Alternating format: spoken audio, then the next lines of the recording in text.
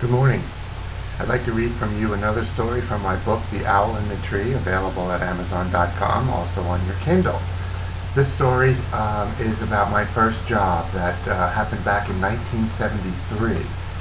Went to work for Steinbach Company in the display department, better known as visual these days.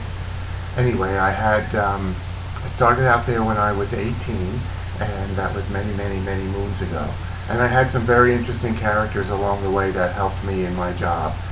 One of them in particular was a very good friend named Patrick, who has since passed on, but we had a great working relationship, and him and his family, his wife and his twin boys, we had a pretty good a life after work, and we were constantly laughing. So one of the things that I'd like to read to you is a story that took place one day at work, so I have to put my glasses back on for that.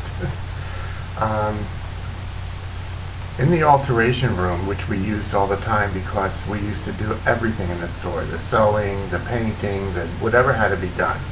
In the alteration room, we were using their sewing machines to make some tablecloths. And as we were sewing, and the ladies were there, and they're very quiet, and they just do their job, and they did an excellent job, and they'd been there for years. So as we're sewing, all of a sudden he says, "Well, she may not be a good seamstress, but she sure could menstruate." Well, that was it. The ladies went crazy. They just rolled on the floor with laughter. It was just too much for everyone. And then we had these lovely, sweet ladies that worked in the mailroom. They sent out all the packages from the store, and our display room was right next door. We laughed with them every day, and sometimes we'd have lunch together. One was a very tiny, timid, sweet lady, and the other was very loud, wore thick glasses, and had a couple of husbands. Very nice ladies, though. Now, understand that I did, and maybe still do, have a tendency to use some foul language now and then, right? Who doesn't? Anyway, so one day, Flossie, that was the little timid one, she came to work and she was kind of sad and very quiet. "What's wrong, Floss?" I asked. "You got me in trouble last night," she said quietly.